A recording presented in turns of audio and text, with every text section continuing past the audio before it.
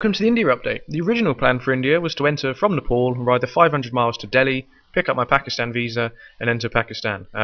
Things didn't go very well, neither did my suspension, which after the 5 days of off-roading in Nepal was a bit wobbly. You still keep going though. You can never stop a C90, you just slow them down.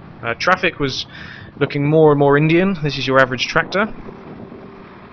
Should have four wheels, but just won't. There'll be crashes everywhere. Just debris just over all of the roads. These are clutch plates, I think. There's some accident where something Indian happened. Well, here we are, just rocked up outside the hotel, and there's a man here with a machine gun.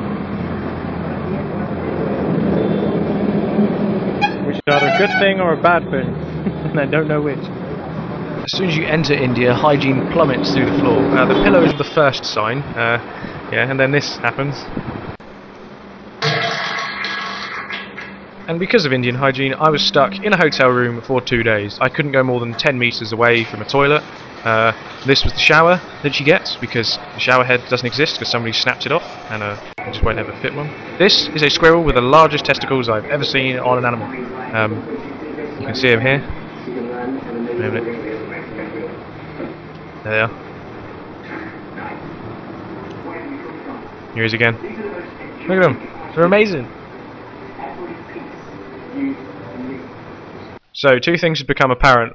One of them was that I was going to have diarrhea for every second that I was in India, and the other one was that I wasn't getting a Pakistan visa, so I was going to have to ride the 1,000 miles down the length of India to Mumbai, and then ship from there to Dubai. On the way though, I did get to see lots of pretty things, which this is a building to do with something I don't understand, but it looks cool. Every minibus seemed to have vomit stuck down the side of it from all the people throwing up out the side, and spitting, and various bodily functions that are everywhere. And here's me at the Taj Mahal, which was awe-inspiring really. It's absolutely enormous. Just the engineering that was involved to make it is unbelievable. This is a palace to the left of it, which I don't really understand what it was for, but I did learn it at the time, but I've forgotten it now. There's the Taj. But it was all interrupted by people trying to sell you stuff. Yeah, but what do I need a whip for? Oh, decoration. I don't. So good night. Okay. Yeah, I don't need a whip. I'm sorry. Only 800. No, I don't need a 3,000 for market my Karigar road. Only 800. My Karigar. I'm riding a motorcycle. I don't need a whip. I'm not on holiday. Thank you. What price? I'm on a bike. On decoration. Look, I'll show you. Look. Look, right? How much? I don't need a whip. What do I need a whip for? Alright?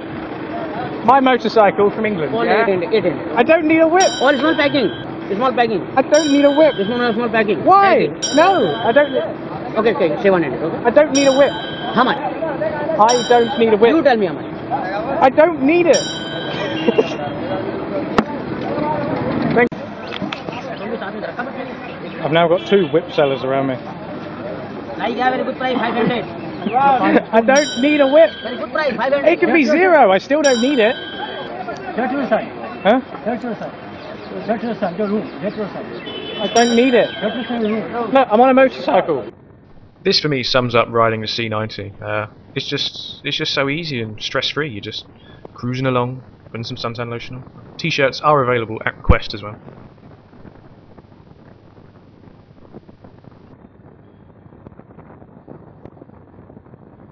And I have no idea what happens at this place. Oh yeah, the driving. I can't begin to convey just how moronic the driving is. There's just written off vehicles absolutely everywhere. And all of them, you just know that it wasn't just those, ooh, it's an accident. It was always caused by somebody being an idiot. Like, how does this happen? And this. And this, which is pretty obvious. And this, blatantly overloaded.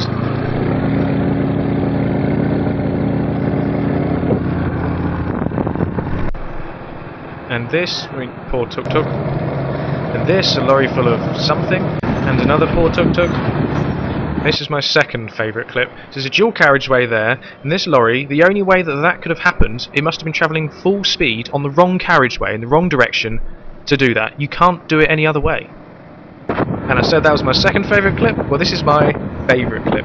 You know when you're following a driver and you just know that they're an idiot, right? Now, the way that this guy is already pushing himself over the lines, right? You start to see it more and more. Pay attention to his road positioning. Now, he was trying to just get past, even at this point. It's like he's over this side of the road just so that he can try and get past. When the road is straight, he can blatantly see that lorry there, right? So I thought, right, I'll get the camera out.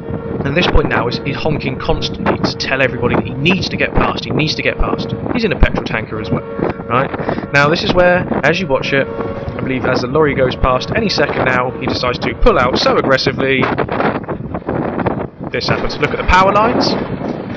Takes out the power lines. Holy shit. It is true what they say as well, that your last words are always not very impressive. If that petrol tank had exploded, mine would have been, holy shit. Holy fuck. I fucking got that on camera.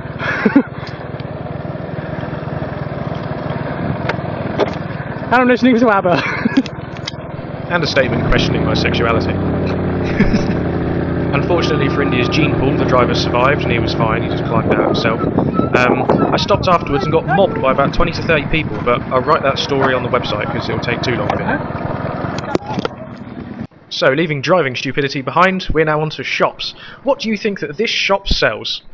I'll give you a clue, it's not Coke. God bless India, you couldn't actually make it up. It's not Pepsi. Pepsi, Pepsi, Pepsi, Pepsi. But it's not actually Pepsi. So, from food and drink based idiocy to road signs, check this one out. It's 194 kilometres to Nashik, so that's 194. Now, after some furious C90 driving, oh yeah, feel the power. And in the distance you'll see this road sign, which is about a kilometre away from the other one, but according to the Indian Highways Agency, it's 14 kilometres away, because Nashik is now 180 kilometres away. They can't even get road signs right. Nothing works. And now, back to hygiene. Yeah, this is one of the most surreal things I've seen. I've seen the odd person having a poo, but I've never seen this quantity of people all having a poo next to the motorway. That's something emerging from a man, that's horrible. Sorry, Mum. And so after erasing that image from my mind, now putting it into your mind, it was time to get the C90 crated up to send it to Dubai. This is the crating place, which doesn't look very good, but you're in India, there's not really much choice. It's yeah, lacking in presentation. Bye bye, little Honda.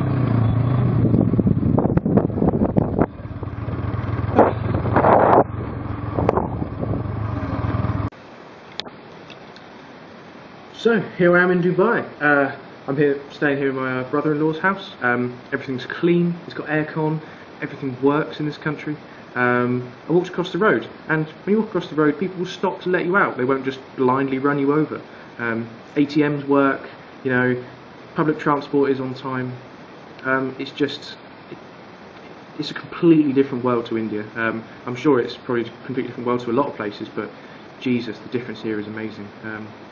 India was good, but it's just such hard work. Just nothing works. Like, I bought SIM cards for a phone, they would keep getting cancelled because the shops couldn't register them correctly for me because they kept cocking that up.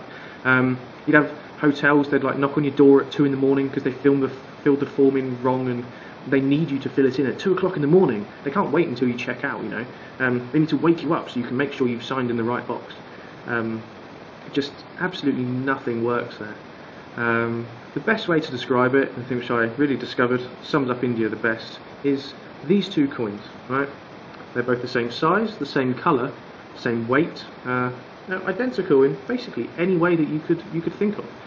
Except one is worth 1 rupee and one is worth 2 rupees. Now that for me sums up India perfectly. You know, why not make them a different size? Why make a coin that's worth double the value of another exactly the same size?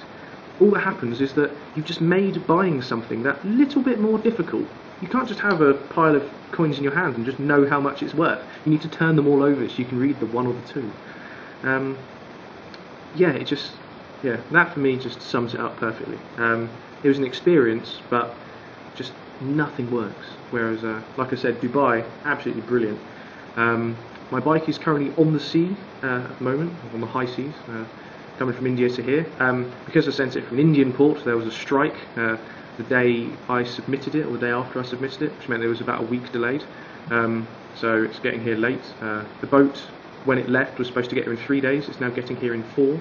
So excuse my cynicism, but I reckon it's probably an Indian company once again. And yeah, so as soon as it arrives here, I can get the ferry into Iran, and then once I'm in Iran, I just ride overland through Turkey, and then I'm into Europe. So starting to get closer to home, which is good, because I've only got 2 months to get back, so I'm giving a presentation about this trip at a rally. Yeah, timescale's getting a bit tight, but looks like it'll work itself out in the end. So yeah, onwards and upwards, and luckily everything gets easier from here.